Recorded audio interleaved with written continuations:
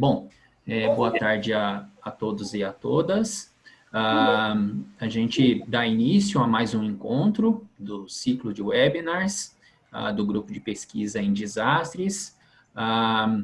Inicialmente, essa iniciativa surgiu por conta, né, dos alunos de pós-graduação, do próprio doutorado em ciência do sistema terrestre, né, representados aí pelo Miguel, pelo Marcelo Santos, pelo Sérgio Mantovani, pelo Leonardo Rossato, mas também por alunos do programa de mestrado e doutorado em desastres, que é um programa novo, né, entre a Unesp e o CEMADEM, e aí representados pelo Adriano, pelo Aloísio, e por outro conjunto de alunos.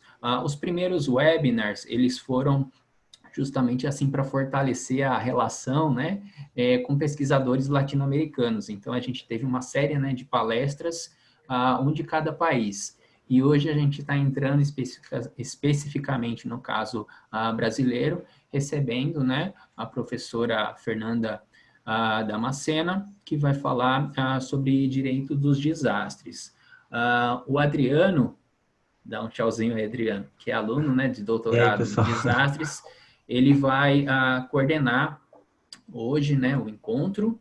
A gente vai ter primeiro a apresentação da Fernanda e vocês podem fazer perguntas pelo chat, ok? E aí eu vou compilar essas perguntas e aí ao final eu vou ler essas perguntas e a Fernanda vai receber, vai responder. Então essa é a dinâmica que a gente tem adotado. Bom, obrigado, Adriano, agora é com você. Bom, obrigado, Vitor. Agradecer aí, né, o pessoal do INPE, o pessoal da Unesp, né, do CEMADEM, e apresentar a professora Fernanda Damascena, tá? Agradeço imensamente pela disponibilidade em participar com a gente aí, tá? E como vocês viram, o título da palestra dela, né, desse webinar é Riscos Catastróficos, Mudança Climática e Direito dos Desastres, tá? A professora Fernanda Damascena, ela é doutora, mestre e especialista em Direito Público, tem pós-doutorado em Meio Ambiente e Sociedade, atua como advogada e consultora também. Ela é professora do programa de pós-graduação em Direito Ambiental da Universidade de Caxias do Sul, e os estudos dela são focados em direito, mudança climática, instrumentos compensatórios e inundações, certo?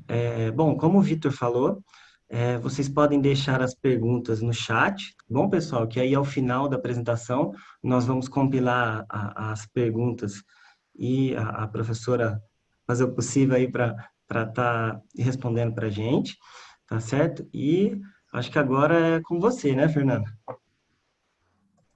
Então, boa tarde a todos, todas que nos acompanham. Eu vou fechar aqui a câmera e, tá? Tá ótimo, ótimo. Gostaria de agradecer aí o convite por estar aqui junto com esses grupos de pesquisa que agrega alunos da pós-graduação do CEMADEM, do INPE, né? Dizer que, especialmente, fazer um agradecimento muito cordial ao Victor, ao Miguel e ao Adriano, que foram os que contataram e organizaram este evento. Como eu já tenho dito, esta é uma interlocução de pesquisa muito importante. Para mim, uma alegria me unir a vocês, porque tanto o CEMADEM quanto o INPE, em seus estudos, têm sido fontes e referências das minhas pesquisas. Então, nós todos temos interesse no mesmo fenômeno, que é o desastre. Cada um, é claro, olhando do seu ponto de vista e da sua especialidade, mas o desastre, quando potencializado aí pelas mudanças climáticas, também é o foco da minha pesquisa e também pelo que conversamos na organização do evento, do interesse do grupo. Então, por isso, o recorte, embora quando se fala em direito dos desastres, é importante que se diga que nós poderíamos falar de uma série deles. E hoje, então, especificamente trataremos de um pontinho no âmbito desse mundo de estudos.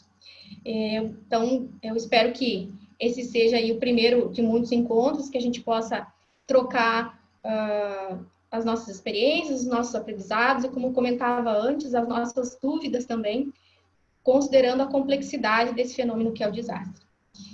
Bom, como já colocou no início da apresentação o Adriano, eu sou advogada e professora universitária, pesquisadora, e eu estudo a relação entre desastre e direito há alguns anos. Especificamente, comecei antes das legislações que hoje estão em vigor no Brasil, então eu acompanhei esse processo todo de, digamos assim, estruturação normativa do direito dos desastres no Brasil, mas o meu estudo, ele sempre se pautou muito, apesar de eu partir do direito, ele sempre se pautou muito por uma perspectiva científica e sociológica. Então, é exatamente por isso que eu eu estou aqui querendo, não sei se para mim, agora foi, não tinha dado a apresentação. Então, por isso que eu gostaria de partir do fenômeno social, né? Esse fenômeno social que é o desastre. E por que eu coloco isso?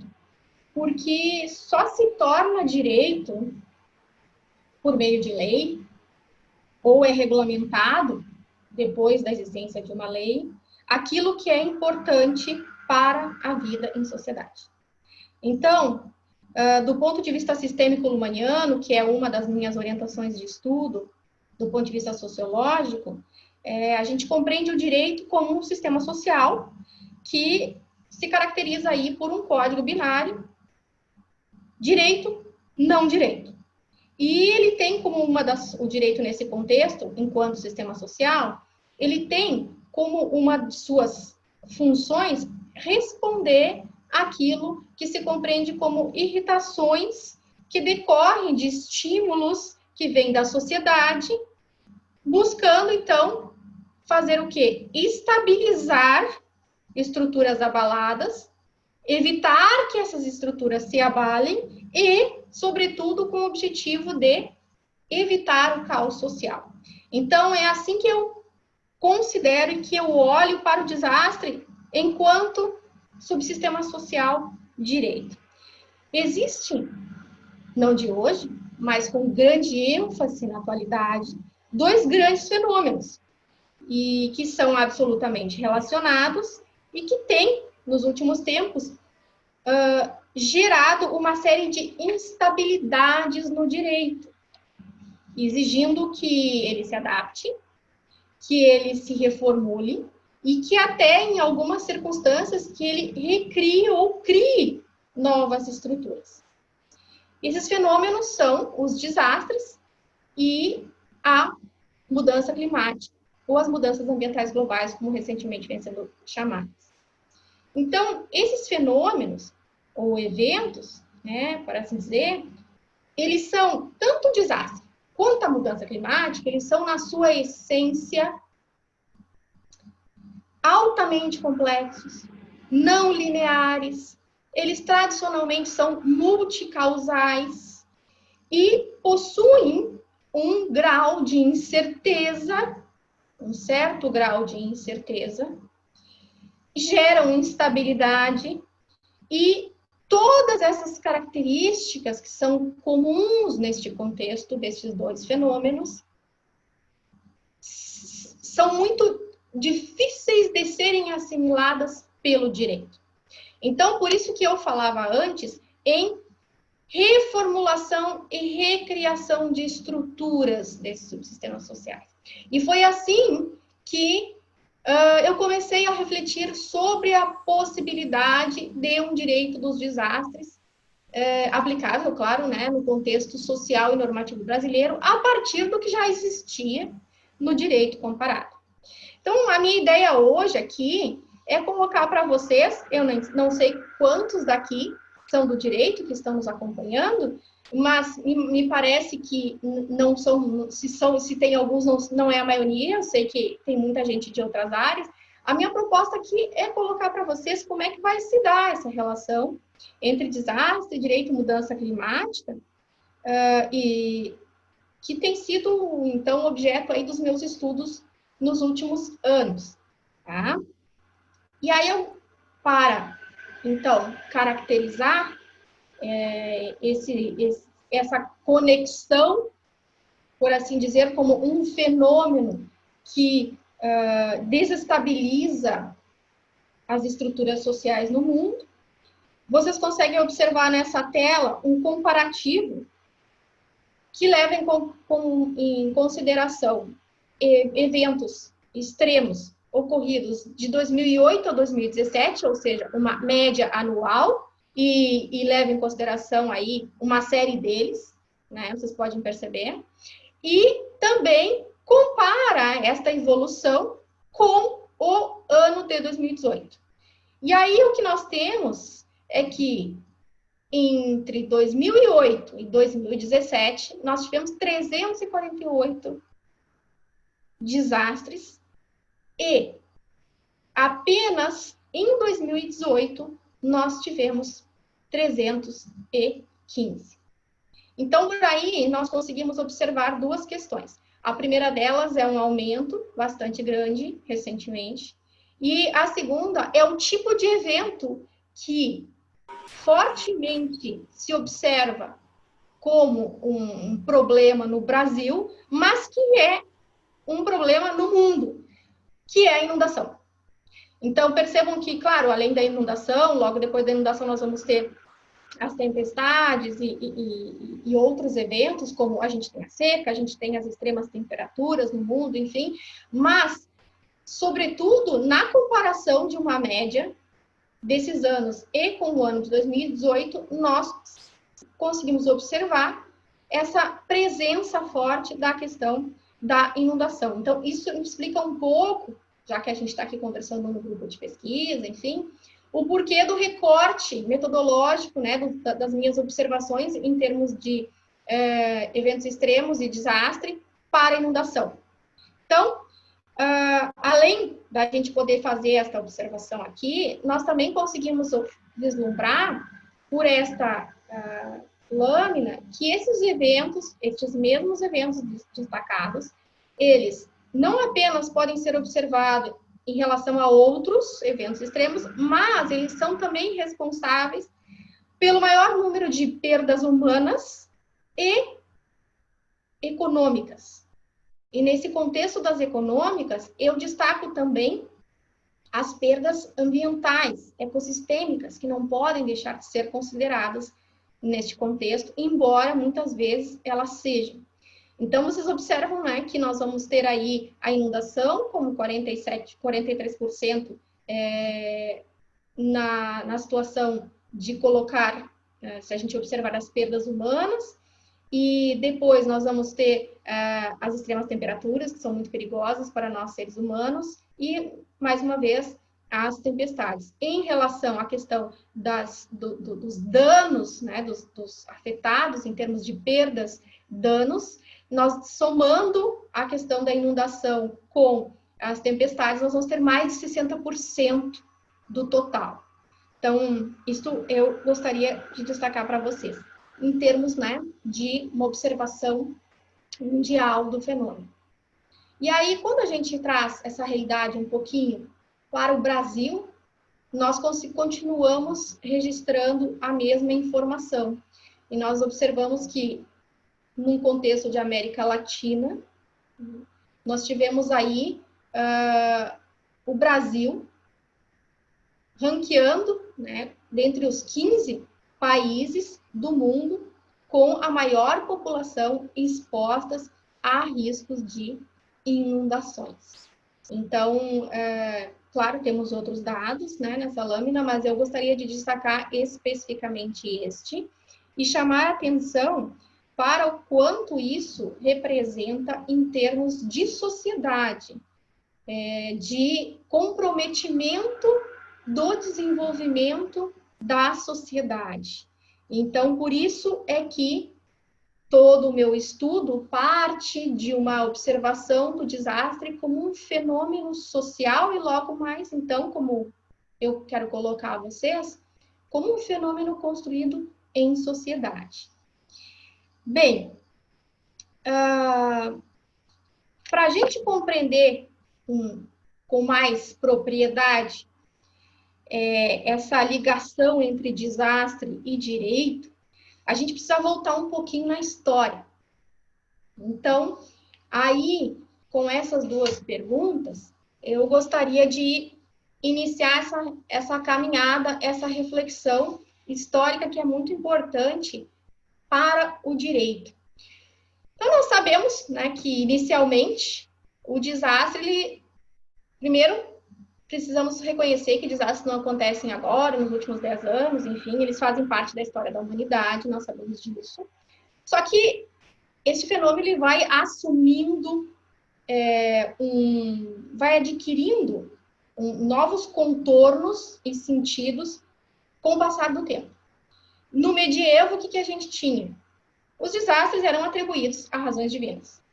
Então, a culpa era de Deus e nós estávamos absolutamente ligados à perspectiva de destino. Quem nunca ouviu a famosa frase, pois é assim, Deus quis assim. Num segundo momento,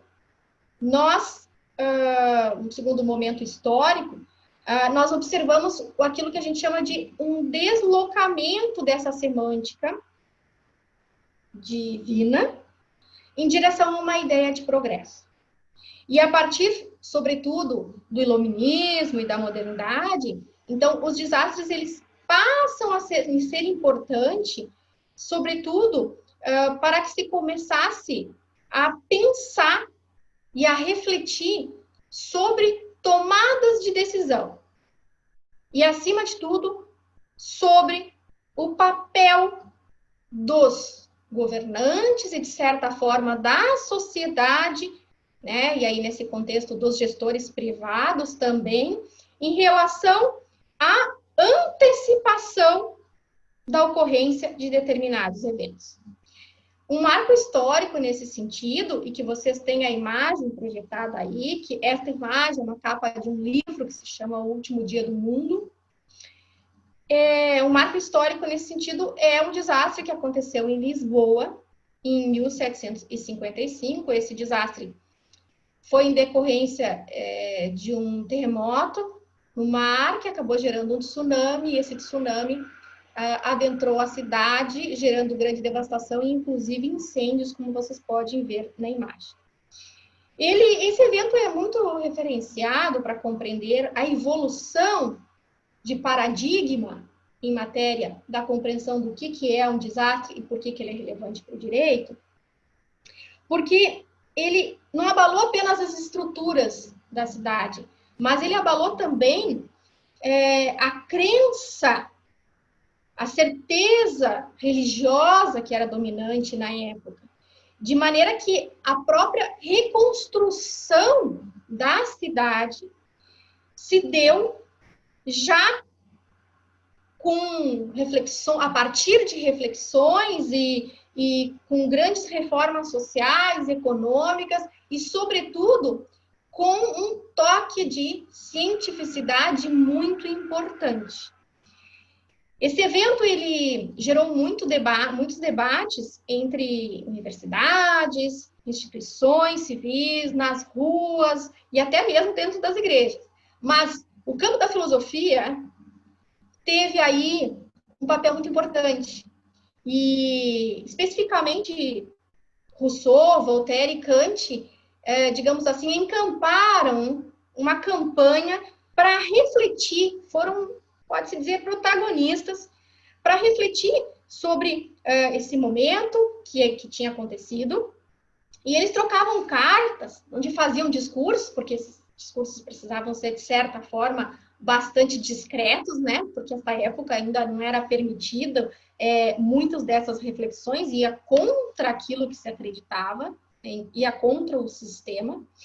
E esses discursos, eles traziam um olhar racionalista e não supersticioso em relação àquilo que tinha acontecido com a cidade. E aí, o Rousseau, nesse contexto, foi, inclusive, um dos primeiros a mencionar ou a levantar o questionamento a respeito de que havia uma parcela de contribuição humana neste contexto. E aí, com esse tipo de posição, de postura, há um deslocamento daquilo que era, né, do divino, do destino, para um contexto social, racional, e esses movimentos, inclusive, deram origem a uma mudança que é considerada científica, porque desta época surgiu aí um questionário, também conhecido como o Inquérito de Pombal, que foi responsável pelo primeiro documento sismológico da história. E neste contexto todo de uma nova observação deste fenômeno social desastre, nós temos uma mudança não só da perspectiva da divindade, né, que acabava sendo excluída naquele momento do quadro, mas nós temos a entrada do Estado nesse contexto, e mais do que isso, passou-se a questionar responsabilidades e deveres no contexto dessa espécie de acontecimento que afeta a sociedade. Então, além da influência que teve no exercício da política, eu sempre comento este evento lusitano, porque ele lançou luzes, ele abriu portas para um novo debate também no direito, porque foi a partir daí que passou-se a questionar a participação humana no episódio. E com essa possibilidade, nós aí, considerando falhas humanas, nós temos uma abertura para a reflexão, para a cogitação sobre responsabilidade. Então, o desastre e racionalidade, eles começam o desastre e a racionalidade jurídica, né? Eles começam a trilhar caminhos paralelos a partir desse momento. Existe aí um terceiro momento histórico que eu considero muito importante e que é, digamos assim, o início dos meus estudos em matéria de desastre, que é uma fase que conta muito com a influência da sociologia, especificamente, e também da geografia, da antropologia, onde passa-se a observar o desastre de uma forma diferente. Começa-se a olhar o que está por trás do desastre. E quando nós olhamos efetivamente para aquilo que está por trás ou que vem antes do desastre, nós conseguimos vislumbrar claramente que nós estamos muito mais diante de injustiças, sejam elas econômicas, sociais, ambientais, do que efetivamente infortúnios. Então, mais uma vez, e este é o gancho que me conduziu a construir, a refletir sobre essa ideia de direito dos desastres, é exatamente a gente considerar o que efetivamente está por trás desses eventos. Muito bem. Nós sabemos, né, que mesmo com todo esse processo evolutivo que eu coloco a vocês, ainda é muito forte essa concepção naturalística do desastre. E tanto é que é absolutamente comum, em 2020, nós abrimos as páginas dos jornais e encontrar a manchete desastre natural. Como se isso efetivamente correspondesse a uma realidade. Então, o que se observa é que ainda subjaz aí uma noção tradicional, apesar de toda essa evolução, uma ideia de como se fosse possível uma distinção cartesiana entre homem e natureza. Concebendo o desastre, nesse sentido, como aquilo que, como um evento contra o qual ninguém pode nada. E essa concepção é muito estruturada, muito enraizada na ideia de que é a natureza que intervém no humano. E ela é extremamente perigosa, porque, sobretudo, se a gente parar para pensar, se eu não posso fazer nada contra o que está acontecendo, porque isto está fora do meu alcance.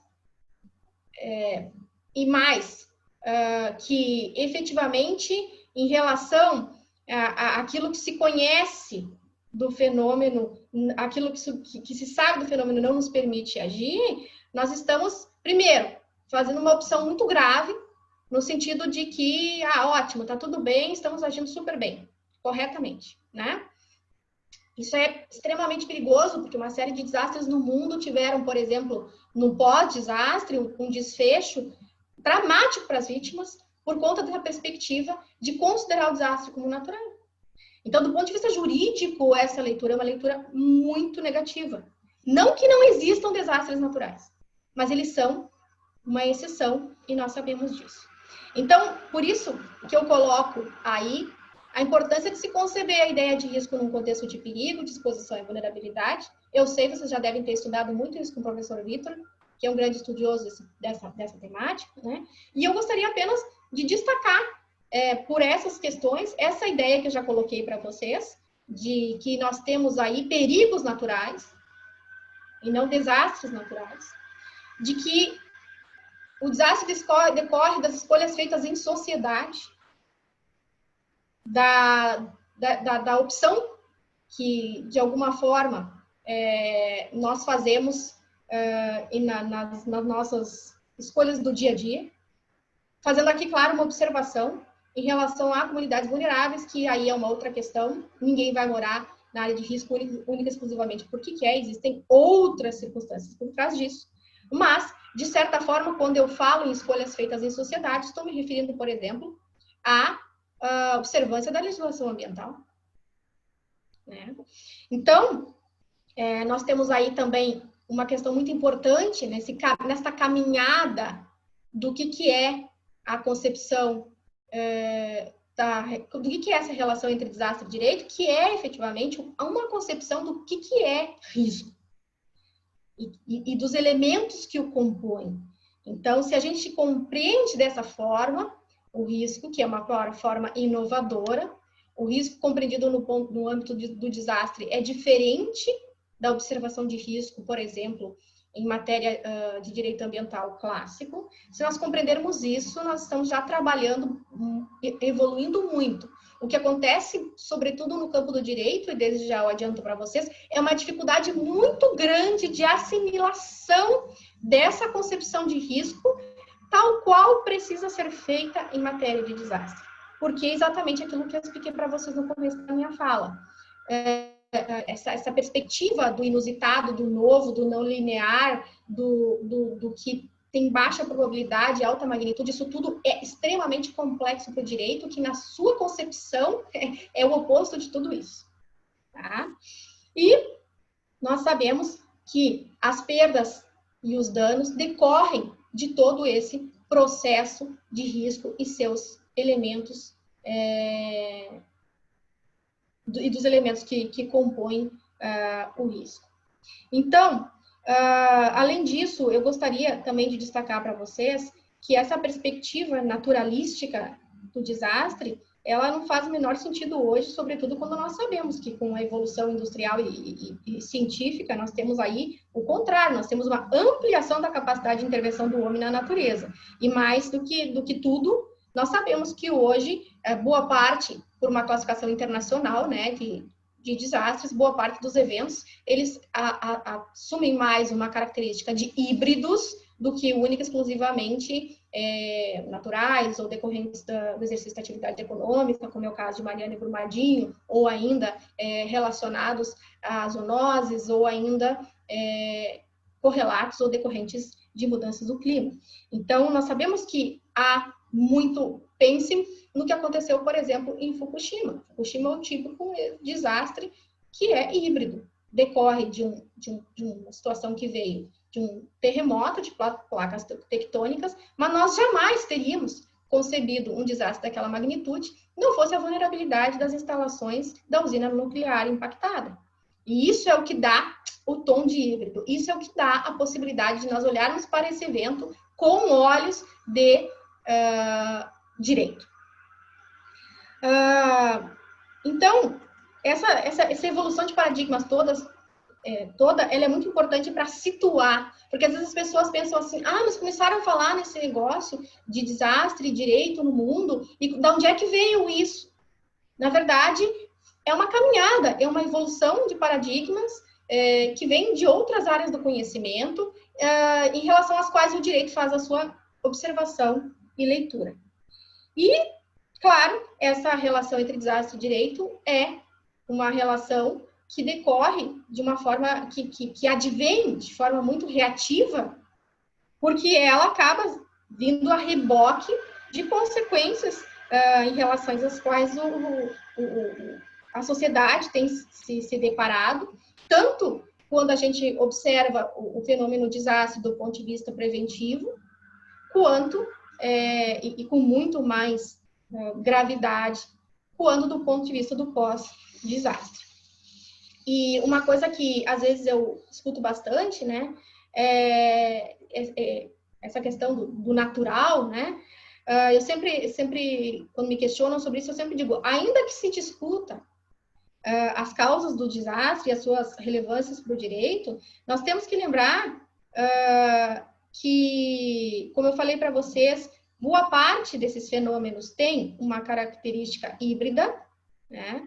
E que nós também, quando falamos nessa espécie de desastre híbrido, nós estamos lembrando que também é possível se caracterizar um desastre por conta da sua magnitude.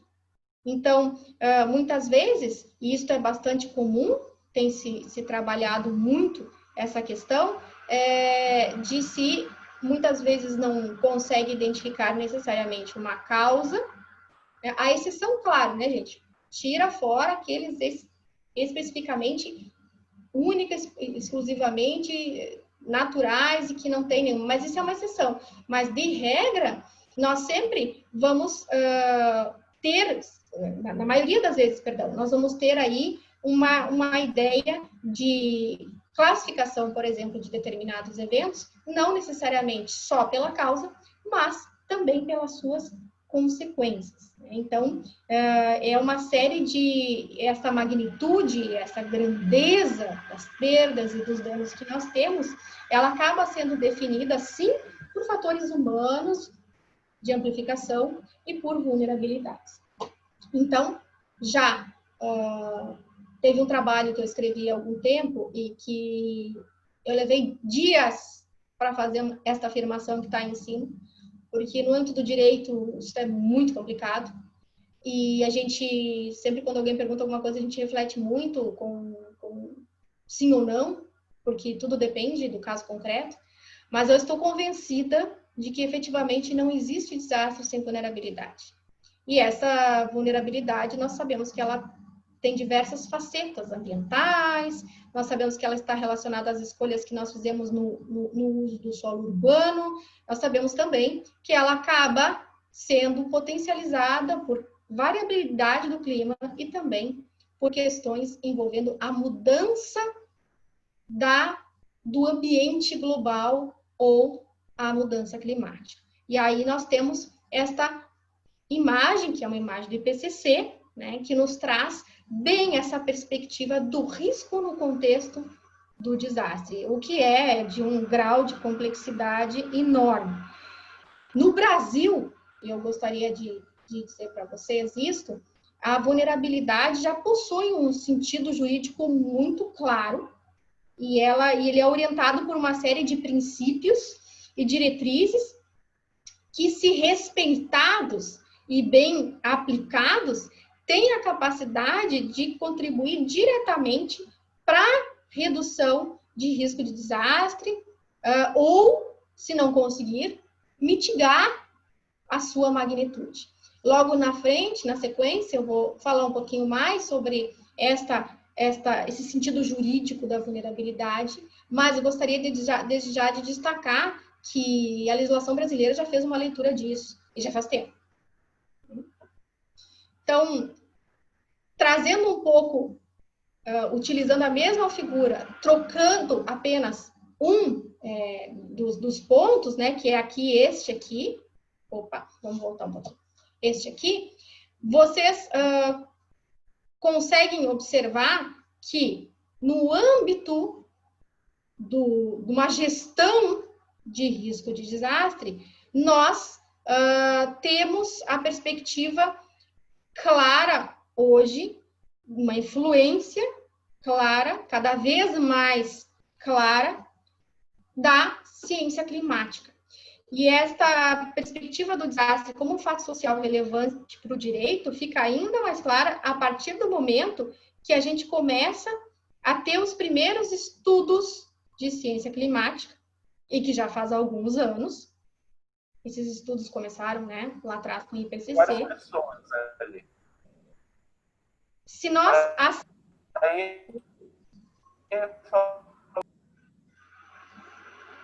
Estão me ouvindo bem?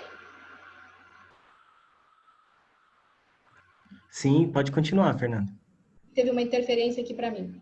Bem, então, retomando, né? Se nós aceitarmos os prognósticos da ciência, os desastres climáticos não são naturais.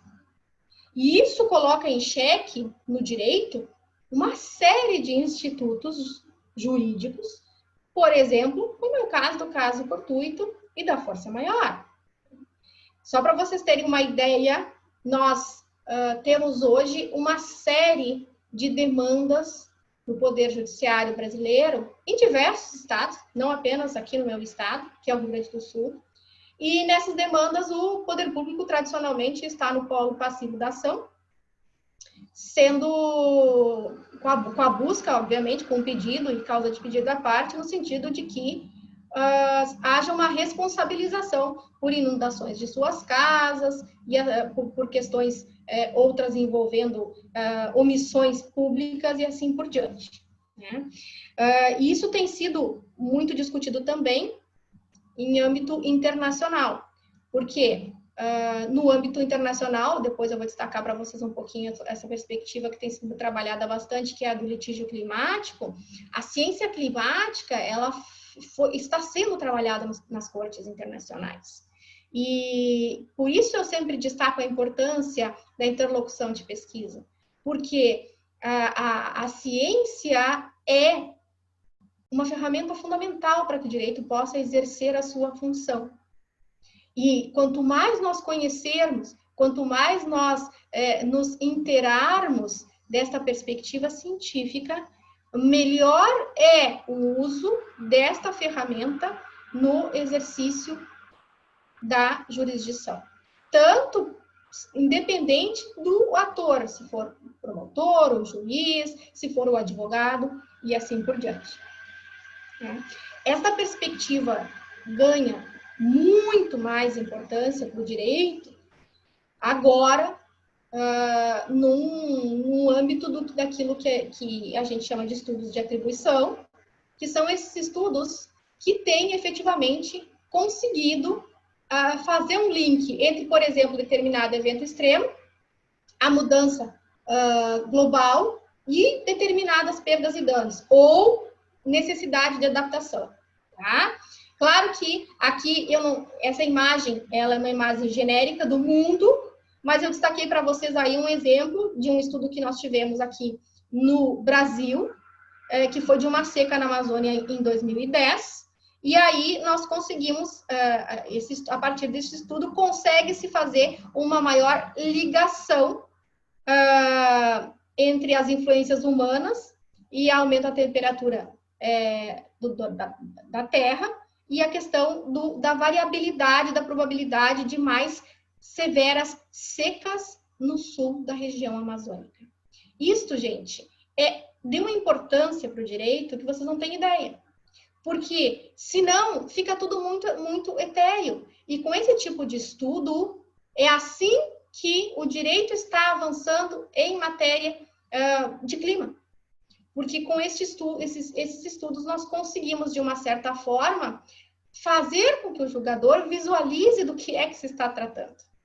E que, efetivamente, faz sentido que se busque a prevenção, faz sentido que se busque a adaptação, e é justo que, em determinados casos, se lute por compensação. Isso tudo é direito, desastre e ciência climática. Tá? Então, essa perspectiva toda é um caminho longo, eu tenho que destacar a vocês. Aos poucos, o Poder Judiciário vai assimilando, mas ainda existem pouquíssimas sentenças no Brasil que efetivamente olham para um desastre e tratam ele do ponto de vista de um subsistema que tem características específicas para enfrentá-lo. Isso é absolutamente compreensível, é tudo muito novo, mas é necessário que haja uma apropriação desse tipo de leitura do desastre pelo direito, porque ela é diferenciada, ela é diferente daquilo que nós tínhamos, por exemplo, em relação a um dano ambiental clássico. Nós não podemos tratar um dano ambiental clássico como desastre, ou querer resolver uma situação de desastre a partir do que nós observávamos do ponto de vista do direito ambiental clássico. O direito ambiental pode nos auxiliar muito, ele é um primo-irmão do direito dos desastres, mas ele tem uma outra perspectiva que eu gostaria de trazer para vocês a partir de agora. Destacando, o Poder Judiciário tem evoluído, o Ministério Público cada vez mais, eu tenho trabalhado, participado de diversos eventos com o Ministério Público cada vez mais tem se apropriado do discurso do direito dos desastres, o que é maravilhoso, porque é até uma questão coletiva. E, por outro lado, também tem crescido muito o interesse da advocacia, que eu sempre defendi, porque nós também temos um papel muito importante nesse contexto. Então, esta observação do direito, do desastre pelo direito, vem de tudo isso que eu coloquei para vocês, mas o que nós temos é que esse subsistema ele tem algumas características específicas. E é importante destacar que quando a gente fala de direito dos desastres, nós não estamos falando numa ilha, ao menos não do ponto de vista da minha compreensão. Tá? Por quê? Porque nós temos uma tendência de colocar tudo em caixas, de guardar tudo em diferentes gavetinhas. Quando o direito é um grande sistema e que se interconecta todo o tempo. Então, aí quando eu falo, logo depois a gente vai falar um pouquinho da interdisciplinariedade, as pessoas dizem, mas então isso não é um ramo autônomo do direito. Essa questão da autonomia é uma questão didática e muito importante, para que a gente consiga compreender as características específicas de determinadas normas que regem problemas sociais específicos. Mas nós precisamos compreender o sistema como um sistema. Então, já partindo dessa perspectiva, eu destaco para vocês o ciclo de gestão de desastre, que tem aí uma parte de gestão de risco, que vai lá desde a identificação do risco, a sua prevenção, a adoção de medidas para mitigá-lo, o preparo para enfrentar efetivamente aquele tipo de risco, porque eu não posso enfrentar um que eu não conheço. Risco não conhecido é risco não gerenciado ou mal gerenciado. E nós temos, muitas vezes, falhas que acabam fazendo com que esse desastre aconteça. Quando ele acontece, nós passamos por uma outra fase, passamos, digamos assim, por uma outra grande etapa composta por algumas fases que essa figura acaba nos trazendo bem especificamente a ideia do apoio, da resposta de emergência, da recuperação, da reabilitação e da reconstrução. Gente, mais uma vez, há uma tendência de querer compreender cada uma dessas fases ou de olhar para cada uma delas como se elas fossem estanques. Elas não são. E, desde já, eu destaco, porque eu tenho sentido essa necessidade sempre que eu falo de compensação, que é na fase do pós-desastre, como alguns gostam de chamar gerenciamento de crise. Trabalhar essa perspectiva do após não tem nada a ver com desconsiderar o valor da prevenção. Até porque, no âmbito do entendimento do direito dos desastres, a prevenção é algo que circunda todo esse ciclo de desastre. Aí você vai dizer, não, só um pouquinho, prevenção é antes, prevenção está ligada com o risco, que é a probabilidade de ocorrência de um determinado evento. Se aconteceu, não é mais prevenção. Não. Por quê? Porque logo depois que o evento acontece, as decisões e as medidas que eu tomo para reconstruir, para reabilitar e para compensar vítimas, dão o tom da resiliência e do início de um novo ciclo positivo ou negativo para o desastre. Então, os instrumentos que se utilizam no pós-desastre também têm aí a essência da prevenção. Então, esta é, digamos assim, uma das características que é mundialmente utilizada, independente da escola, seja australiana, norte-americana, francesa, que estude direito dos desastres, e também por outras áreas do conhecimento, não apenas do direito, para se compreender essa perspectiva. Agora, esta explicação que eu passei para vocês é mais mesmo da leitura daqueles pesquisadores do direito que olham para o fenômeno social e fazem uma leitura normativa, executiva e jurisdicional deste fenômeno, desta forma que eu coloquei para vocês. Certo? Então, aquela ideia, nós temos que gerir risco, nós não podemos gerenciar crises. Ótimo, que bom. Só que este é um discurso que vale para quando nós temos uma clara consciência e cultura de risco. E eu gostaria de dizer para vocês, eu acho que a pandemia está nos mostrando bem, não é um problema só do Brasil, o ser humano tem um sério problema com conceber riscos. Então, é por isso que nós temos que pensar de uma maneira mais ampla. E aí, exatamente, o diferencial do direito dos desastres.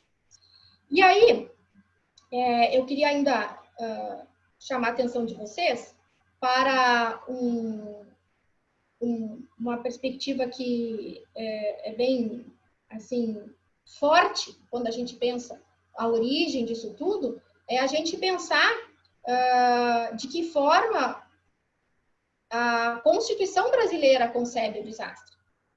E aí nós vamos começar lá nos fundamentos da República Federativa do Brasil, e nós vamos ver que um dos fundamentos dessa república é a dignidade da pessoa humana. Está lá no artigo 1º, inciso 3º da Constituição Federal. Então, nós ainda temos, né, os objetivos fundamentais dessa República Federativa, que é a erradicação da pobreza, marginalização, redução de desigualdades.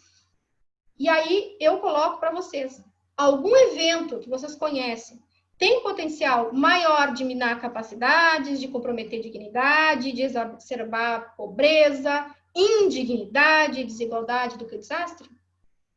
Então, é por isso que, nesse trabalho último que eu escrevi, eu defendi a ideia, e tenho defendido, a ideia de que a leitura lá do artigo 225 da Constituição Federal, que fala que todos aqui é poder público, gestores, cidadão, todos têm direito ao ambiente ecologicamente equilibrado, bem de uso comum do povo, né? E a ideia é que esse ambiente ecologicamente equilibrado, ele seja garantido para presentes e futuras gerações. E ali a Constituição estabelece uma série de deveres a serem exercidos por poder público. Mas lembrando, isto é um direito, dever também do cidadão e do gestor privado. E quando a gente faz a leitura dessa Constituição, eu realmente compreendo e acredito, né, que é possível fazer uma leitura no sentido de que uma vida digna e de qualidade é uma vida que não está sujeita a risco ou a perdas e danos por desastres. Então, eu observo que há uma assimilação constitucional desta perspectiva toda de um ciclo de gestão de desastres, como forma de respeito e realização não apenas dos fundamentos, mas dos objetivos do Estado democrático de direito. Então, a ideia é que o direito dos desastres, ele, resumindo, né, ele vai representar aí um portfólio, um conjunto de normas voltadas para a gestão de riscos potencialmente catastróficos e as suas consequências. Então, no primeiro caso, né, nós vamos estar trabalhando aí com riscos sistêmicos, né, e altamente complexos, e no segundo, do pós-desastre, nós vamos ter que enfrentar e pensar em instrumentos para além da responsabilidade que possam, ao mesmo tempo, trazer alívio para as vítimas e conduzir a uma espécie conduzir ao que a gente possa chamar, efetivamente, de resiliência das localidades afetadas. E só para destacar, então, quando eu falei, né, no pré-desastre, na gestão de risco, enfim, o direito dos desastres não trabalha com qualquer risco. O direito dos desastres trabalha com riscos absolutamente sistêmicos. E esta figura nos traz aí, essa figura daquela avaliação que é feita pelo Banco Mundial, dos maiores riscos em termos de probabilidade de ocorrências para o mundo, onde nós vislumbramos no último, de 2019, a mudança climática, a falta no seu enfrentamento e os desastres, aspas, naturais, como 3 dos 5 maiores riscos para as economias globais e para a humanidade.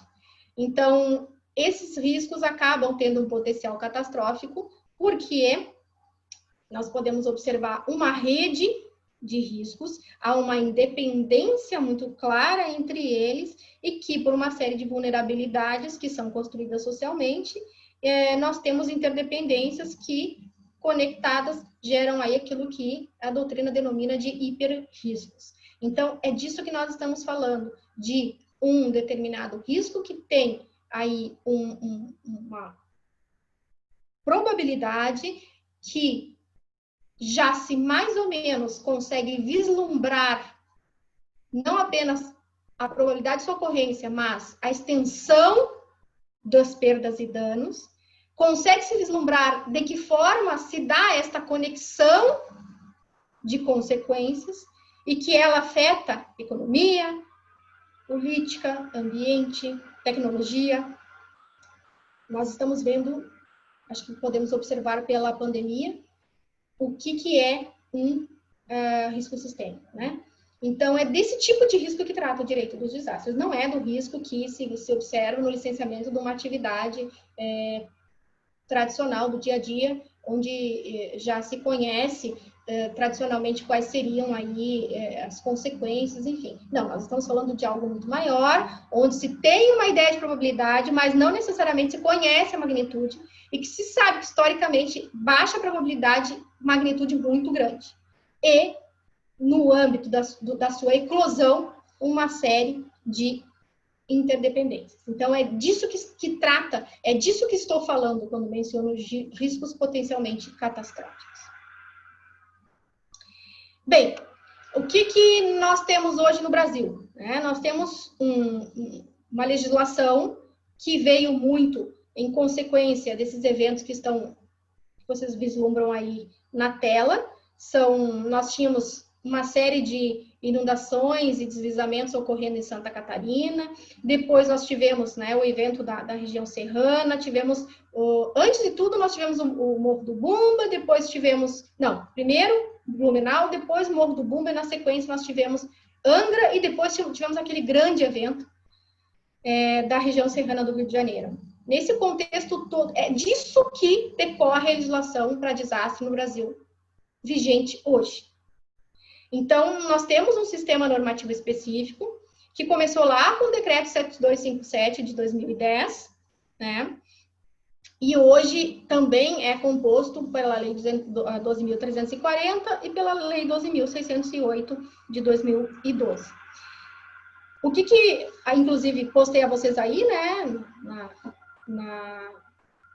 na tela, o artigo 2º, inciso 2º do decreto de 2010, que nos traz o conceito de desastre, que vocês podem ver a evolução já da concepção disso, que anteriormente, num paradigma histórico, não se poderia imaginar, né? Resultado de eventos adversos provocados pelo homem sobre o ecossistema vulnerável, causando danos e consequentes prejuízos econômicos, danos materiais, ambientais e consequentes prejuízos econômicos.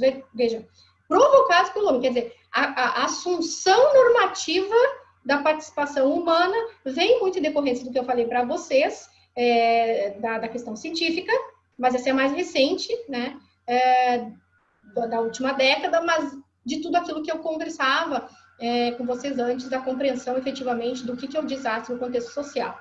E hoje o que nós temos? Uma década de legislação, que aos poucos vai evoluindo. Essa legislação, ela foi criada com um viés de resposta de reação a eventos relacionados a eventos como inundação, eventos como escorregamento, deslizamento de grande impacto e assim por diante. E, maiormente, é a esse tipo de evento que a nossa legislação está voltada e, sobretudo, do ponto de vista preventivo.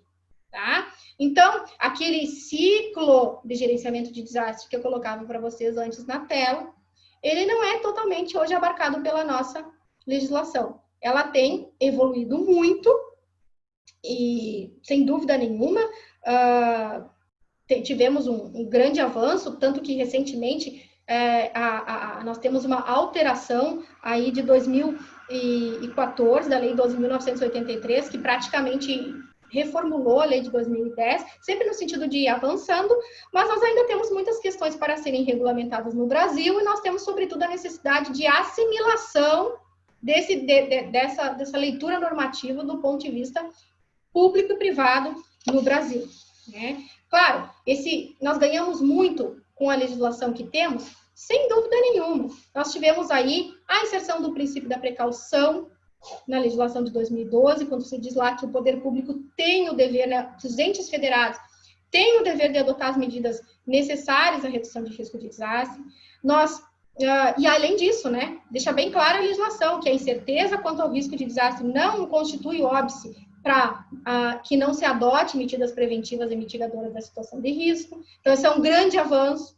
Nós também temos ali a obrigatoriedade da instituição dos cadastros municipais em relação às áreas de risco, suscetíveis a deslizamento, de grande impacto, inundações bruscas, processos geológicos correlatos e assim por diante. E tivemos também muito importante, né, a definição do que deve ser o plano de contingência. Isso também veio a reboque do que aconteceu em Mariana e Brumadinho.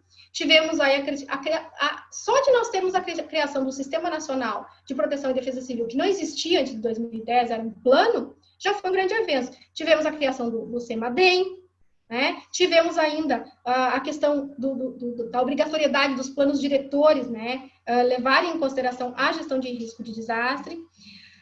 Só que a lógica da governança, do ponto de vista normativo no Brasil, ela está desenvolvida pela distribuição de recursos após a ocorrência dos eventos, embora ela tenha, paradoxalmente, uma veia, uma essência preventiva. E, mais paradoxalmente ainda, não há no arcabouço normativo brasileiro uma observação atenta àquela fase que eu falava para vocês, que é sobre o que eu me debruço estudo nos últimos anos, a fase de reconstrução, de recuperação, com uma visão não apenas meramente de responsabilidade, não unicamente, não significa que não seja importante, mas não unicamente, mas levando em consideração outros instrumentos aí que possam efetivamente conduzir a um recomeço e à resiliência. Bem, passando um pouquinho mais para frente, nós vamos ter aí a questão de uma outra característica que, além de trabalhar o ciclo de desastre, além de trabalhar com vocês a questão do tipo de risco que estamos falando, acho que ficou um pouco escuro, mas vamos ver se aí melhorou. Que é aquilo que eu falava para vocês antes da questão da leitura jurídica da vulnerabilidade, ou do sentido jurídico da vulnerabilidade no Brasil. Como é que se dá isso? Isso acontece, em grande medida, também pela via de duas grandes características desse subsistema do direito, que é a inter- e a multidisciplinariedade, né? O direito dos desastres acaba dependendo muito de outras legislações e de outras áreas do conhecimento. Então, por isso que eu comecei a fala dizendo, olha que bom esse encontro, que bom que a gente está aqui para conversar, e eu sou uma grande defensora de se trabalhar e se construir junto, considerando diferentes áreas do conhecimento. Por quê? Porque, por exemplo, nós temos a Lei de Proteção e Defesa Civil, que especificamente acaba aí nos concebendo, né, toda a estrutura, o que a gente chama de um arcabouço normativo do direito dos desastres no Brasil, mas nós temos necessariamente que considerar que a leitura de um desastre, tanto antes quanto depois, vai necessitar de uma comunicação, de uma interlocução com instrumentos de política nacional do meio ambiente, o próprio estatuto da cidade, porque tudo acontece na cidade, temos desastres no rural também, mas são muito menos. Claro, temos a questão da estiagem, que é muito grave, mas, de regra, onde é que nós temos um dos fatores potencializadores de desastre? Nas cidades.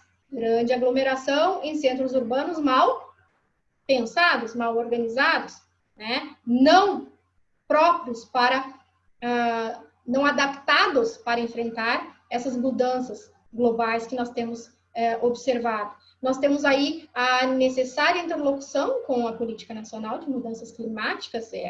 São dois... eu tenho muita dificuldade quando eu falo de dividir essas questões, porque no momento em que eu estou observando como é que eu vou gerir risco de desastre, automaticamente eu estou falando também de mitigação do ponto de vista climático, e quando eu falo de adaptação de uma forma um pouco mais adiante, e quando eu falo de compensação da mesma forma.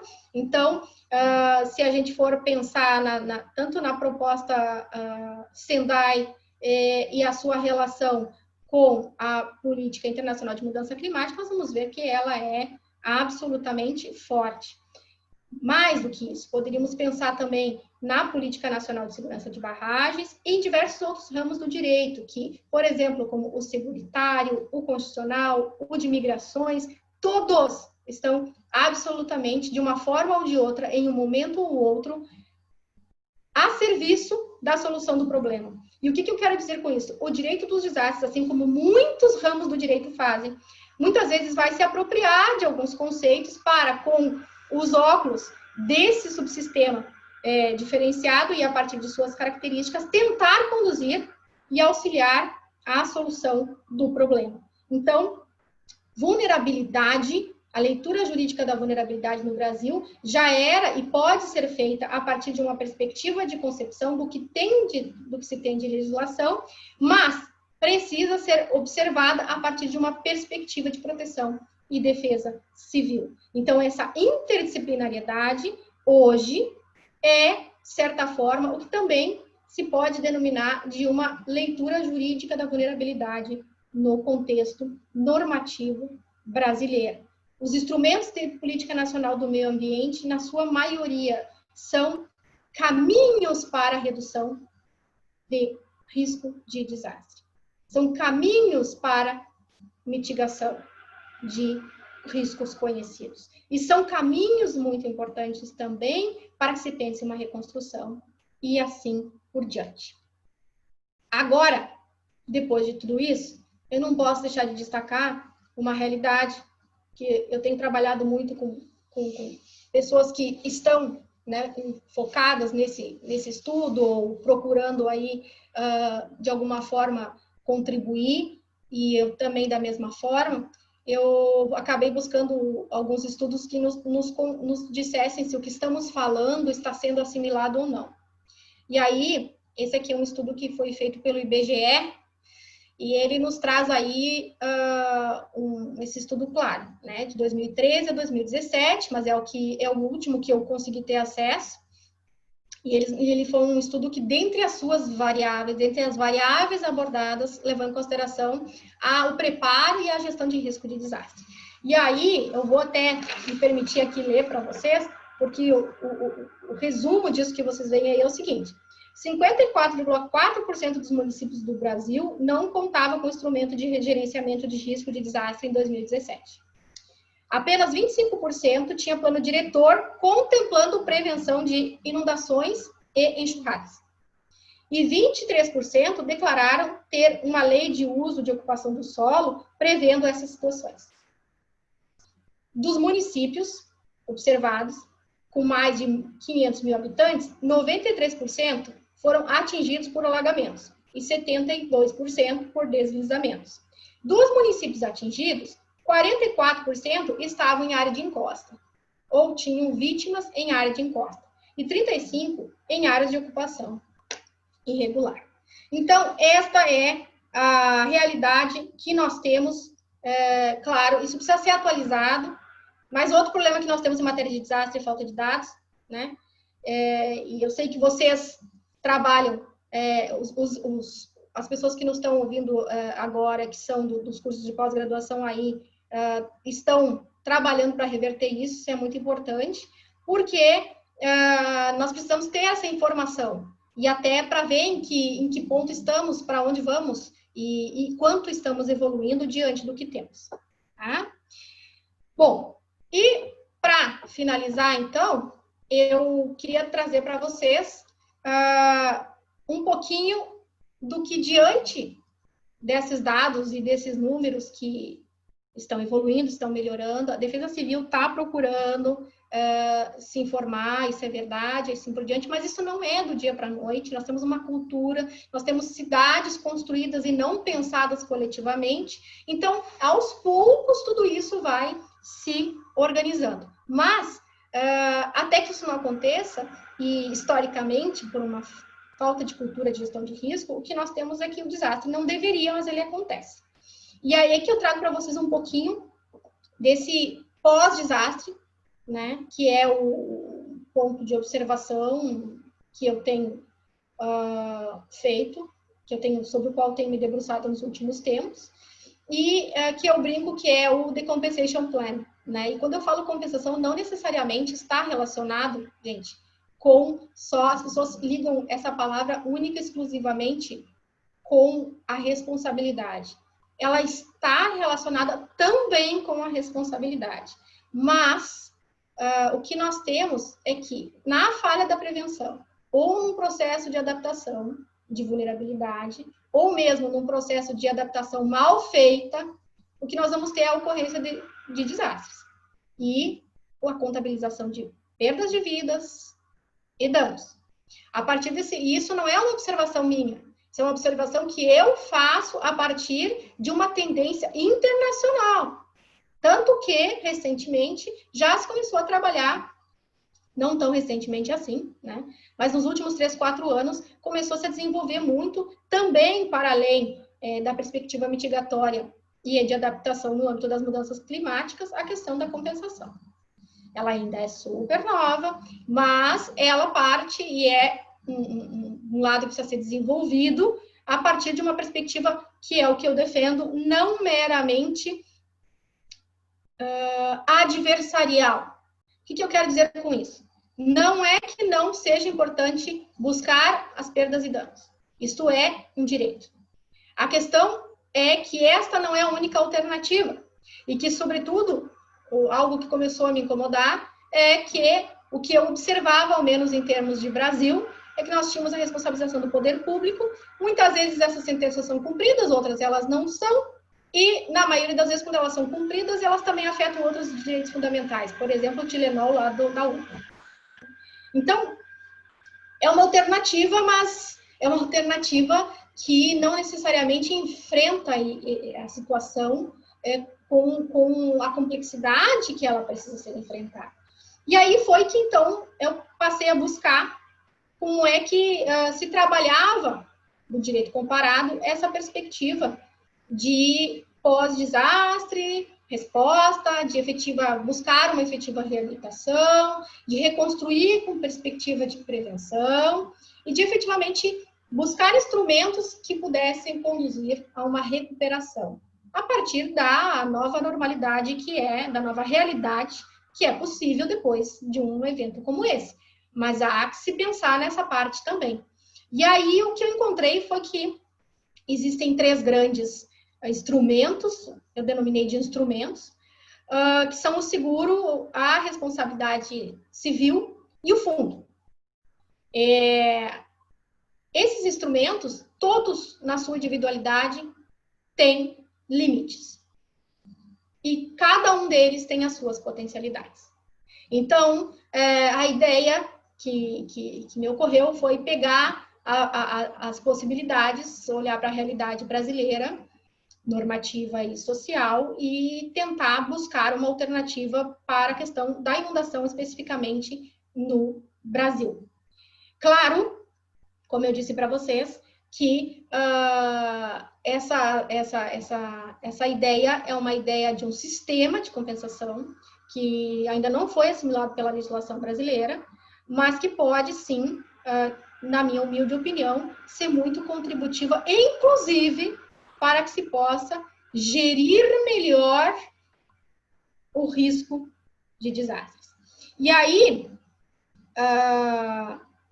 o que a gente tem hoje, né, o mundo crescendo bastante, as três alternativas são muito trabalhadas no direito comparado, tanto norte-americano quanto europeu, mas existe uma tendência mundial aí, por isso que eu escrevi ali embaixo da responsabilidade, que é a questão do litígio climático, que tem sido uma alternativa adotada, ainda não com... Nós tivemos uma sentença, mas existem muitas ações, inúmeras ações no mundo, tentando trabalhar a questão das mudanças ambientais globais pela via de obrigação de fazer e imposição de deveres de adaptação, ou seja, obrigações de fazer e não fazer dos entes públicos em termos de política, de clima.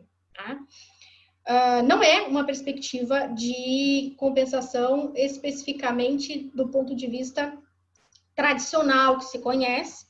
Enfim, teríamos que ter muito mais tempo, eu já estourei todos os tempos que eu tinha aqui, né, para falar especificamente, mas o que eu tenho observado é que há, sim, aí uma modernização, por assim dizer, do Instituto da Responsabilidade, mormente por conta dos desastres, dos riscos de desastres. Para quê? Para que a responsabilidade ela possa assimilar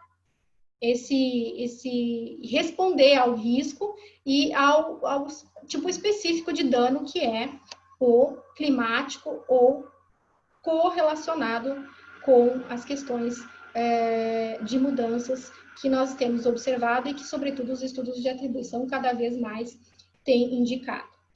Essas ações, elas majoritariamente, elas têm uma perspectiva aí de prevenção, de governança, voltadas para adaptação, mas a gente já cada vez mais percebe que talvez a perspectiva compensatória não seja também utópica. Vamos observando o que vai acontecendo nas cortes internacionais. Eu trabalho um capítulo do meu livro só sobre isso, e também penso que é importante a gente compreender da onde que vem essa ideia toda para depois sair fazendo afirmações de que efetivamente ela é uma única alternativa ou a melhor. Ela tem limites e potencialidades como qualquer outra. E o seguro aí trabalha muito interessantemente, tanto na parte de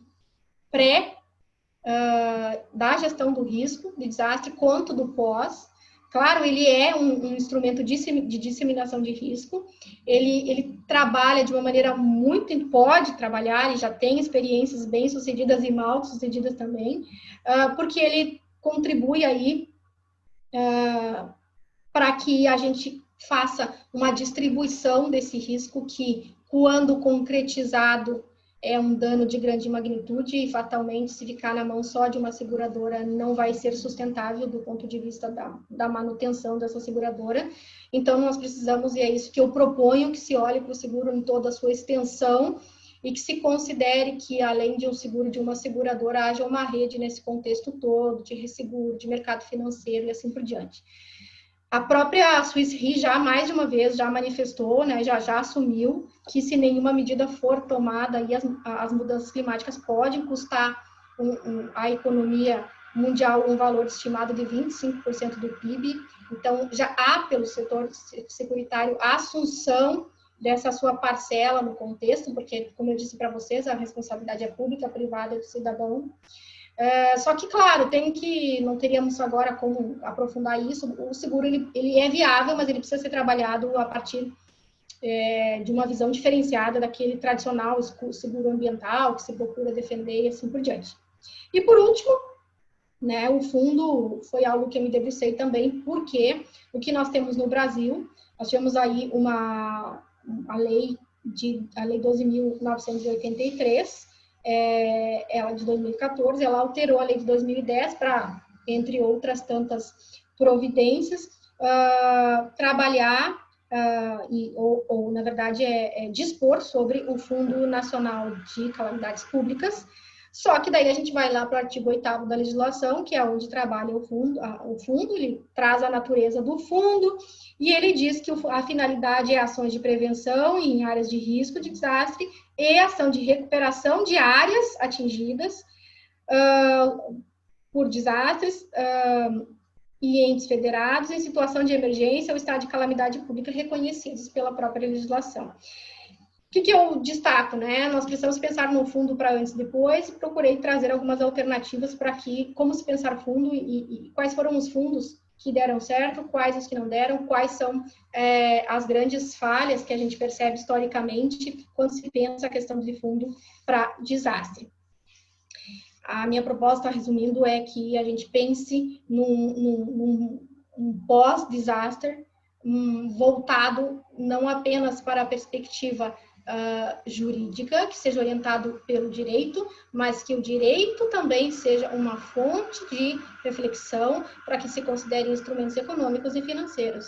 Do contrário, dada a magnitude do tipo de evento que nós estamos tratando, as perdas e danos que ele gera, e o custo para gerir muitas vezes determinados riscos, nós vamos fatalmente chover no molhado. Então, a ideia é que se pense um pouquinho adiante, foi isso que minha tentativa de contribuição, que eu coloco para vocês, já que a gente está num grupo de estudo aqui, e se alguém tiver algum interesse especificamente em cada um desses instrumentos e a relação entre eles, como é que se poderia pensar, fica a minha... Coloco aí para vocês, está no 2º livro, tá?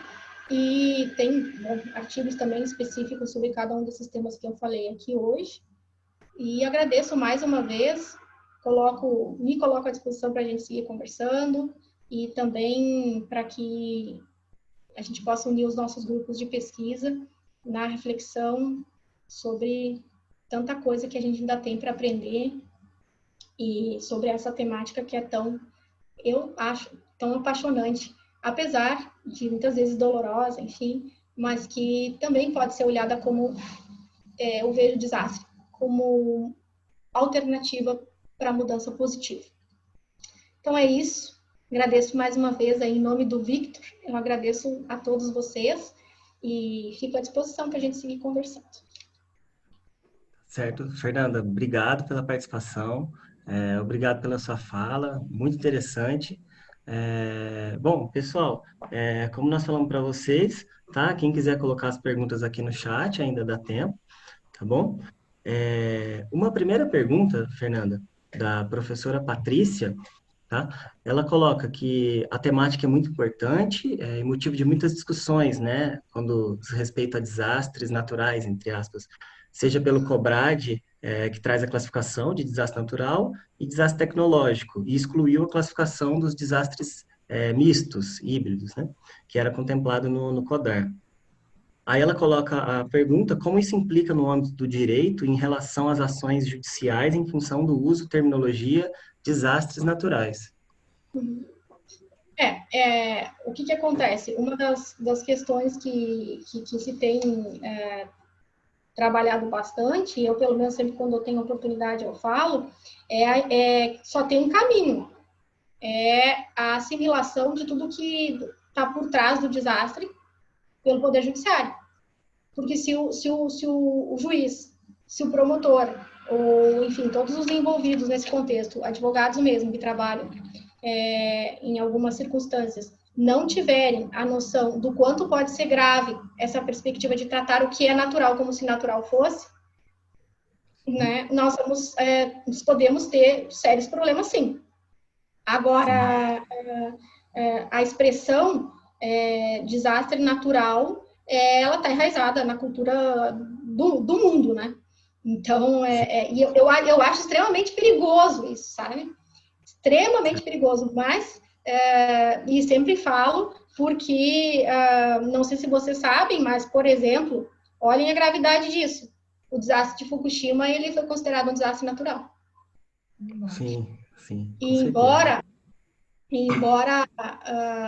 a gente tenha tido toda uma atuação compensatória das vítimas nesse contexto, se não fosse assim, teria sido outra solução que que se encontrou. Então, eu vejo como extremamente perigoso. Mais uma vez, reiterando, né? Não significa que não possa existir uma situação em que efetivamente não é natural. Pode ser que sim, mas não é o que a gente tem observado historicamente. Sim, sim. Tem uma abordagem muito interessante, né? A professora Norma Valêncio, em um artigo sobre a cobertura midiática, né? Em relação a essa cobertura de falar, ó, a chuva matou não sei quantos em tal lugar, né?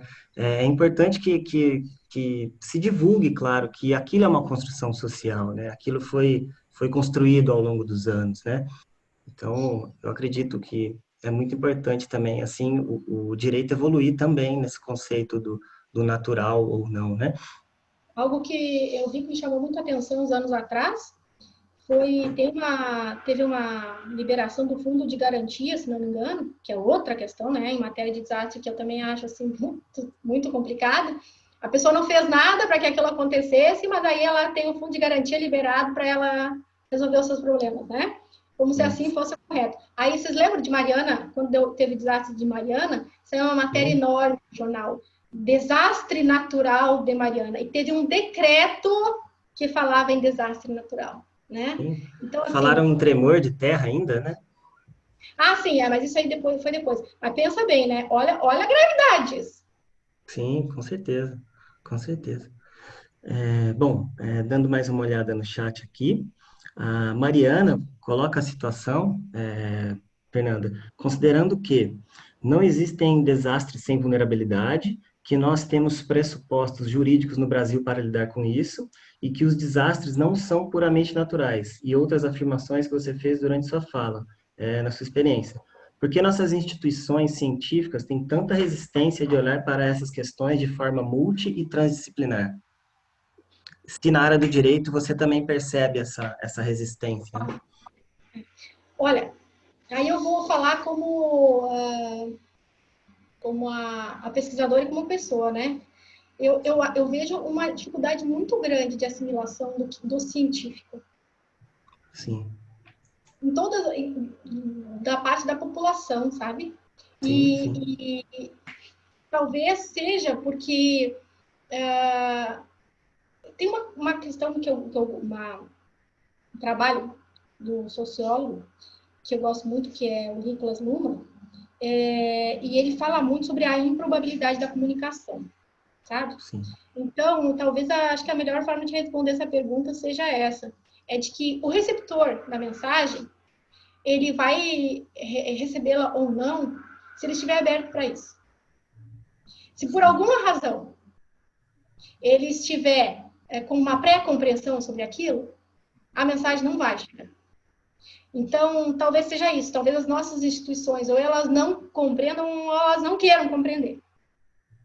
E aí é que está a questão. Então, por isso que eu acho que a importância, o nosso papel enquanto pesquisadores, enfim, de nunca deixar de divulgar. E nunca deixar de tentar, da forma mais clara possível, esclarecer as questões todas que estão por trás. Não é simples. Por exemplo, a questão climática não é simples. Ela é extremamente complexa. Né? Ela é extremamente complexa. Eu mesma estou sempre estudando e sempre aprendendo, enfim, mas eu acho que tem essa dificuldade. Que, às vezes, por melhor que você se esforce para fazer a comunicação, sabe quando ela não passa? Ela não chega? Sim. É porque, por alguma razão, efetivamente, ela não... É aquela velha história. Sabe quando você fala alguma coisa com uma pessoa e aí ela fica repetindo uma coisa e diz, não, mas não é disso que eu estou falando de outra coisa. E ela repete. Então, eu acho que é um pouco do que acontece. Você acha que em várias áreas, seja de pesquisa, institucionais e tudo mais, você acha que o direito é tratado um pouco dentro de uma caixinha separada, assim, aquela caixa preta que ninguém vai entender, ou que falta, às vezes, o diálogo realmente entre o arcabouço técnico, propriamente falando, e o direito, assim? Eu penso que sim. Eu penso que sim. E vou dizer mais. Muitas vezes tem essa tentativa do... Claro, cada área tem a sua complexidade. As leituras, elas vão estar conformadas a partir do conhecimento de cada profissional, isso é importante que se diga, mas a gente também precisa abrir um pouco, né? Às vezes, a nossa disponibilidade para dialogar com outras áreas. Eu sou do tipo que, como eu te disse, por estudar uma temática que me fez ir para as outras áreas do conhecimento para depois voltar para o direito, porque quando eu comecei a estudar, foi quando eu vi aquele desastre do Morro do Bumba que aconteceu no Rio de Janeiro na televisão. E quando eu vi aquilo, qual foi a minha primeira postura? E eu estou falando, né, de um caso muito... Eu fui direto para a legislação, olha só. Foi o meu primeiro movimento. E aí, não achei nada que me satisfizesse ou que, olhando para aquela magnitude toda, pudesse ser uma resposta mínima do direito. E aí eu fui para as outras áreas do conhecimento que me foram me suportando para que eu pudesse daí sim voltar e fazer uma leitura. Então eu acho que sim, acho que às vezes o direito se afasta, mas eu acho que é muito importante, porque muitas vezes a própria ciência requer uma orientação, ciência, por exemplo, vamos pensar na própria colocação de questões como questões climáticas, essa ciência é uma ciência que pode ser bastante orientada pelo direito, né? Então, Com certeza, com certeza. Bom, deixa eu ver outra pergunta aqui. José Maria coloca aqui para a gente, né? Como você avalia a gestão atual de risco de desastres naturais no Brasil, baseada em medidas de prevenção, preparação e mitigação, como foi bem enfatizado em sua apresentação? Bom, então, como eu disse antes, eu acho que a gente tem muito que evoluir, já evoluímos, sobretudo em termos de legislação, mas a nossa própria legislação ela precisa ser melhorada, ela precisa ser regulamentada claramente em algumas partes, e nós precisamos ir fazendo isso que está sendo feito hoje. Unir pesquisas e levar para a sociedade, para que a sociedade assimile, e para que a sociedade também olhe para o poder público e pergunte, né, e questione, e o próprio poder público, eu acho que a gente ainda precisa melhorar muito. Nós, efetivamente, em termos de gestão de risco de desastre, é que o desastre é um fenômeno muito complexo. Então, e aí, às vezes as pessoas me colocam assim, e sobre esse desastre agora que aconteceu e tal, eu sempre digo, não sei, preciso olhar, nem todo desastre é igual. Então, dizer, por exemplo, que a gente não estava preparado para uma pandemia como essa, de alguma forma, por exemplo, pode ser, mas por outra, nós não sabemos muito sobre esse vírus, tem muita coisa que a gente não sabe. A pandemia, ela revelou muitas vulnerabilidades, vamos dizer, novas, entre aspas, né? Exato, vulnerabilidades e mais do que isso, né, a própria, muitas vezes, insuficiência do que se tinha enquanto tudo, e sobretudo em relação à legislação e assim por diante, olhando do meu ponto de vista. Então, eu acho que a gente tem que evoluir muito em matéria de prevenção e, como eu digo, em todas as fases, todo o ciclo de desastre precisa ser melhorado. Mas a legislação brasileira tem sido aí muito mais atenta para a perspectiva preventiva do que para as outras fases. Então, em termos normativos, nós estamos andando a passos largos. Nós precisamos oficializar isso tudo aí, em termos de defesa civil e assim por diante. Com certeza. Bom, uma outra pergunta aqui do Rafael, acho que bem interessante, né? Uma vez que você citou o risco sistêmico e tudo mais, né? Ele coloca qual o critério para determinar responsabilidades, né? Atribuição de culpa no contexto de desastres sistêmicos. Essa pergunta é a pergunta mais complexa que podia ser feita. Sabe por quê? Pelo seguinte, eu vou ter que explicar tudo. Mas, vamos tentar resumir assim, ó. Como é que tem acontecido no Poder Judiciário, tá? Vamos pensar nos municípios que estão respondendo por ações, por exemplo, aqui no Rio Grande do Sul, tem muitos bueiros ou pequenos mananciais que transbordam quando chove e inundam as casas. Aí as pessoas têm buscado a indenização pelas suas perdas e danos junto ao Poder Judiciário, né? E com o município lá no polo passivo. O que tem sido feito, tá? Nesse contexto aqui, e na maioria das... Isso foi uma criação, tá? É importante que se diga. É aquilo que eu falo do quanto precisamos evoluir enquanto norma no Brasil. enquanto legislação. Não tem critério de responsabilização específico no âmbito da legislação do arcabouço normativo de direito dos desastres no Brasil. Tá? Certo. Não tem. O que é que se faz? Se está utilizando lá a experiência do direito ambiental, do direito administrativo para responsabilizar o poder público. Tá? O que se tem dito? Que se há uma previsão normativa de ação e se era possível agir em determinada circunstância, assim deveria ser feito. Se não fizer, pode ser responsabilizado o ente público. Claro que tudo vai depender do caso concreto, assim por diante, mas então nós temos um dever legal de agir, que é a previsão normativa, a possibilidade de agir nesse contexto, e, claro, aí levando em consideração algumas circunstâncias, e sempre vem o debate do caso fortuito, da força maior, que choveu muito, que ninguém podia prever, que aquilo foi uma circunstância absolutamente fora do normal, e o poder público e o poder judiciário, na maioria dos casos, claro, salvo as exceções específicas, tem dito, não, nesse lugar sempre chove, sempre inunda, entende? Então, mais ou menos por esse sentido. A questão do risco sistêmico daí não necessariamente não vai se aplicar nesse caso específico da responsabilização. E a questão da culpa, tá? Que ele coloca, não existe uma questão pré-estabelecida, mas se tem trabalhado muito. Alguns responsabilizam com base em teorias objetivas e outra com base em teoria subjetiva. Mas, em geral, independente da opção que se faça no momento da responsabilização, o resultado tem sido a obrigação de indenizar. Tá? A questão dos riscos sistêmicos é mais uma característica do direito dos desastres e que se manifesta quando a gente tem uma magnitude maior. O que tem ido para o Poder Judiciário é muito questões envolvendo, assim, no máximo, condomínios que foram feitos em áreas irregulares, em áreas alagadiças, que daí tem uma ação civil pública, ou individualmente mesmo as pessoas entrando na justiça. Ou os casos lá, né, que são diferentes, como o caso de Mariana, Brumadinho e assim por diante. Mas teríamos que conversar bem mais sobre responsabilidade para eu responder essa pergunta de forma completa. Certo. Muito resumido isso. Bom, já puxando até um gancho, professora Fernanda, sobre isso, a professora Regina Alvalá, ela coloca, né, uma das maiores dificuldades para estabelecer seguros no contexto de desastres é a precificação. E ela queria saber sua visão sobre essa dificuldade, né, de estabelecer preços. Na verdade, esse ponto é o que a gente chama do lado acessibilidade, né, do seguro. Porque, efetivamente, quando a gente fala em inundação, por exemplo, quem precisa do seguro é quem não tem dinheiro para pagar. Essa que é a realidade. Então, quando esse foi um ponto assim que eu parei e pensei, não, só um pouquinho.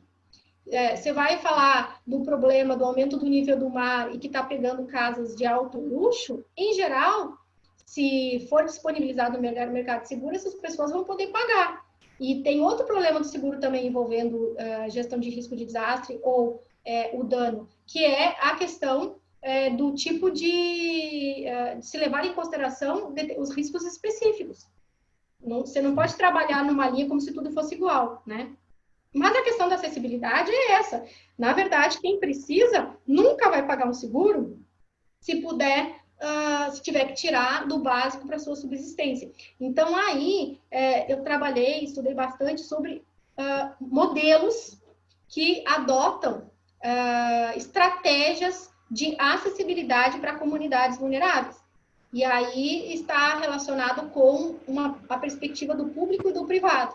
Então, o público, com não só viabilizar uma correta mitigação de risco e incentivo para que determinadas áreas sejam ocupadas, ou para que, trabalhando por exemplo, tem um sistema muito interessante de vouchers, que tu passa um determinado valor para a pessoa, para que ela possa fazer a elevação do nível da sua casa, né? E com isso baixar o seguro, ou ainda existem projetos muito interessantes que levam em consideração a parceria público-privada, no sentido de tornar viável para a seguradora realizar esse projeto, e o poder público de um lado, mas sempre, né, do outro lado, gerenciando o risco e tornando viável essa possibilidade. Mas sempre isso, tendo em mente que é uma visão um pouco diferenciada do que a gente tem, de que o poder público é sempre segurador de primeiro grau. Nesse caso, o poder público ele é um viabilizador de política, incentivador de comportamentos e desincentivador de outros, por outro lado. E aí sim a iniciativa privada vem e se une. Então, os modelos que deram certo no mundo foram mais nesse sentido, de trabalhar alternativas para tornar acessível aos que precisam, mas isso tudo, por isso que eu falo que a perspectiva do seguro, algumas pessoas dizem, não faz sentido, é prevenção. Não, a perspectiva do seguro, ela também porque o seguro é o quê? Ele vai dispersar o risco entre diversos atores, né? Então, daí, no momento que o evento acontece, fica menos pesado se eu tiver uma cadeia de pessoas envolvidas na liberação de valores para aquele determinado evento. Então, para que isso aconteça, necessariamente a perspectiva preventiva tem que estar por trás. Senão, seguradora no mundo nenhuma vai abarcar. E quem tem feito com altos valores, que daí não resolve a necessidade de quem precisa. Então, existem alguns modelos bem interessantes que a gente pode conversar uma outra hora. Legal, muito interessante. Bom, eu vi que o Vitor já acendeu ali. Vou fazer uma última pergunta, tá, Vitor? Uma pergunta minha aqui. Eu vi que o pessoal, se tiver mais alguma pergunta aí, tá, pessoal? Das últimas perguntas, acho que o Vitor deve fazer alguma consideração. A gente precisa encerrar mesmo. Dá tempo dessa última pergunta, não? Sim, sim. Bom, Fernando, eu vi que você colocou, né, sobre o perfil dos municípios brasileiros e tudo mais. E nós vemos que o Estatuto da Cidade, lá em 2001, né, acredito, já colocava a participação popular e o plano diretor dentro, né, também já vem trazendo isso, a 2608 também, o Marco de Ação de Sendai deixa bem claro, assim, o fato de levar em conta o saber popular, o saber local, né. Eu gostaria de saber, assim, sua opinião, se a legislação tem caminhado junto com a participação e a gestão democrática de alguns instrumentos, como plano diretor, né, em termos de legislação. Assim. Olha, sim, mas poderia, na prática, ter um resultado melhor. E eu vejo essa postura, e se vocês fazem pesquisas aí nesse sentido, como fundamental. A gestão de risco de desastre, ela inicia do global para o local, mas hoje as melhores experiências demonstram que o local faz uma grande diferença para o todo. Então, essas experiências e essa participação popular, ela é fundamental. A gente tem na própria lei, né, as ações coletivas em geral no Brasil, por exemplo, a Lei da Ação Civil Pública orienta para que determinadas situações sejam expostas e debatidas em audiência pública. Isso é uma grande oportunidade para que esses locais contribuam nesse processo.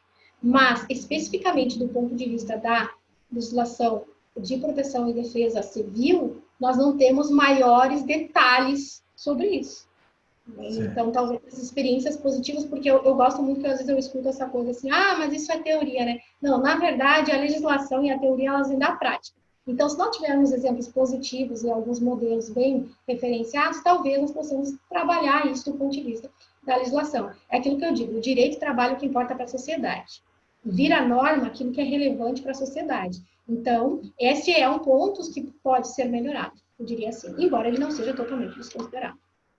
Certo. Porque ele já tem, né? Bom. Ele já é tratado desde antes de se observar a legislação, de se ter uma legislação de proteção e defesa civil por outros instrumentos, como esse que você mencionou. Com certeza. Bom, te agradeço, Fernanda. Muito obrigado pela contribuição, né? Pela aula, né? E eu passo a palavra para o professor Vitor Marquezini, acho que ele fazer algumas considerações. Sim. Bom, obrigado, Fernanda, pelo seu tempo, né? Pela disposição. A gente chegou aí a ter 54 participantes. E aí também a gente pede, né, autorização para colocar no canal no YouTube. e também que você compartilhe os títulos, né, dos livros e dos artigos referentes à palestra, porque a gente consegue colocar essa informação no YouTube também. Aí quem quiser assistir novamente, né, tem essas informações. Bom, a gente precisa realmente encerrar, porque a gente está utilizando aqui o canal, o Zoom, né, da pós-graduação do CCST, então também tem as próximas reuniões, tá bom?